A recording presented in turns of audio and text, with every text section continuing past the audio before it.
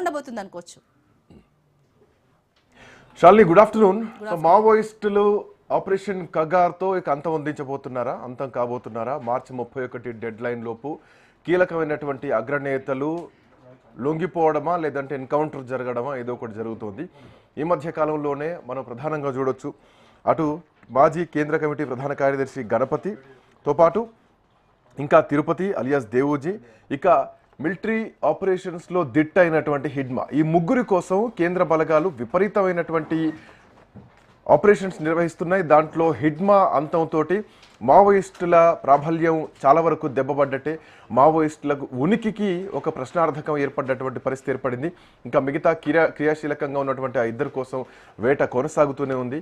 అయితే మావోయిస్టుల నుంచి ఒకవైపు చర్చలకు సిద్ధమని గతంలో ప్రకటించినా కానీ చర్చలు చేసేదే లేదు అని కేంద్రం కూడా అంతే పట్టుదలతో ముందుకెళ్తోంది. దీంట్లో భాగంగానే గతంలో మనం చూడొచ్చు, మల్లోజుల లొంగిపోయారు. సో మల్లోజుల లొంగిపోయిన తర్వాత అంతకుముందు నంబాల కేశవరావు ఎన్కౌంటరు. సో ప్రధానమైనటువంటి నాయకులు ఐదర్ ఎన్కౌంటర్లో చనిపోవడమా లేదంటే లొంగిపోవడమా, ఆయుధాలతో లొంగిపోవడమా, ఇవన్నీ జరుగుతూనే ఉన్నాయి. ఇక నిన్న కూడా కేంద్ర కమిటీ సభ్యుడు గణేష్ జల్లెడ పడుతున్నారని చెప్పాలి కుమ్మింగ్ పోలీసులు. అయితే దీంట్లోనే చాలా ప్రశ్నలు కనిపిస్తున్నాయి. ఆపరేషన్ కగారు గురించి బయటకు వచ్చిన వాళ్ళ లేదంటే జనజీవనంలో కలిసిన వాళ్ళ మాట్లాడుతున్నటువంటి ఏంటంటే, మావోయిస్టులను అంతం చేయొచ్చు కానీ మావోయిజాన్ని అంతం చేయగలరా అన్నటువంటి ప్రశ్నలు కొంతమంది మావోయిస్టుల నుంచి వస్తున్నాయి. తుపాకులను ఇచ్చేయచ్చు బట్ ఆలోచనలు చంపేయగలరా అన్నటువంటి ప్రశ్నలు కూడా కొన్ని వినిపిస్తున్నాయి. బట్ ఏదేమైనా కానీ ఇక మావోయిస్టుల అంతం అనేది దగ్గరకు వచ్చేసింది. కేంద్రం కూడా ఎట్టి పరిస్థితుల్లో వెనకడుగు వేయకుండా ముందుకే పోతోంది, ఆపరేషన్ కగార్ను ముందుకే తీసుకెళ్తోంది. ఇంకా మహా అయితే కేవలం ఒక్కరిద్దరు మాత్రమే కీలకమైనటువంటి నాయకులు ఉన్నారు, వాళ్ళను కూడా టార్గెట్ చేస్తే ఇక మావోయిస్టులు అనేది ఉండరు అన్నది ప్రధానంగా కేంద్రం ఆపరేషన్ కగార్ను ముందుకు తీసుకెళ్తుంది. కాంబోజ్ వెంకటేశ్వర్లు గారు మనతో పాటు ఉన్నారు, ప్రముఖ విశ్లేషకులు. కాంబోజ్ గారు నమస్తే. ఒకవైపు శాంతి చర్చలు జరిపేటువంటి పరిస్థితులు లేవు. ఈవెన్ గతంలో కూడా నాయకులు శాంతి చర్చలకు వ్యతిరేకము కాదు, ఆయుధాలు వదిలేసి శాంతి చర్చలకు వస్తూ ఉన్నాం. ఇక శాంతి చర్చలు అనేటివి లేవు ప్రస్తుతానికి. ఐదర్ లొంగిపోవడమా లేదంటే ఎన్కౌంటర్లో మరణించడమా ఏదో జరుగుతోంది. ఎట్లా చూడొచ్చు ఆపరేషన్ కగార్ ఇక క్లైమాక్స్కి వచ్చేసినట్టేనా? ఎట్లా చూడొచ్చు ఈ అంశాన్ని కంబోజ్ గారు?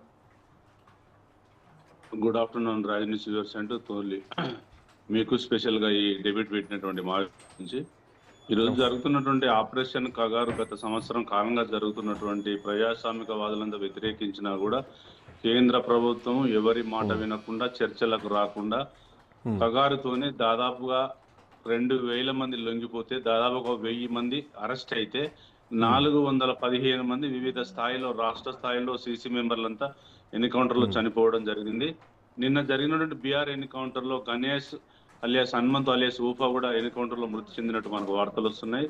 అదే విధంగా ఎవరైతే అర్బన్ లో ప్రశ్నించే అభ్యుదయ భావాలను కూడా పౌర హక్కుల నేతలు, మానవ హక్కుల వ్యక్తులను కూడా ఇవాళ కేంద్ర ప్రభుత్వం కొత్త చట్టాలు తీసుకొచ్చి మొన్నటికి మొన్న వరంగల్ జిల్లా జఫర్గఢ్ మండల్లో గాదే ఎన్ఐ గారిని అరెస్ట్ చేసి జైల్లో వేశారు. ఒక ప్రైవేట్ ఛానల్ వాళ్ళకు ఎన్ఐ వాళ్ళు నోటీసులు ఇవ్వడం జరుగుతుంది.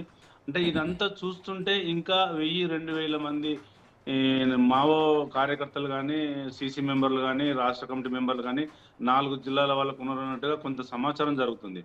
ఇదే గణేష్ గారు గత 2022లో ఉఫా గారు హనుమంత్ గారు వాళ్ళ నాన్న చనిపోయినప్పుడు 2022లో ఒక లెటర్ రాశారు. ఈ మీ అందరి దయ వల్ల నేను విద్యార్థి దిశ నుంచి రాడికల్ విద్యార్థి సంఘంలో చేరి ఇవాళ ప్రపంచ స్థాయిలో నుండి గ్లోబలైజేషన్ కు అగెనిస్ట్ గా పోరాడుతున్నాము. మీ అమ్మ నాన్న మీ స్ఫూర్తితో నేను ముందుకెళ్తున్న పేద ప్రజల కోసం అని చెప్తున్నటువంటి తరుణంలో ఇవాళ గణేష్ గారు ఎన్కౌంటర్లు చనిపోవడం అనేది కూడా అనుమానాలకు తావిస్తుంది. ఎందుకంటే ఏ స్థాయిలో ఉంటుందంటే గణేష్ గారి వ్యవస్థ 3 అంచెల విధానంతో ఉంటుంది.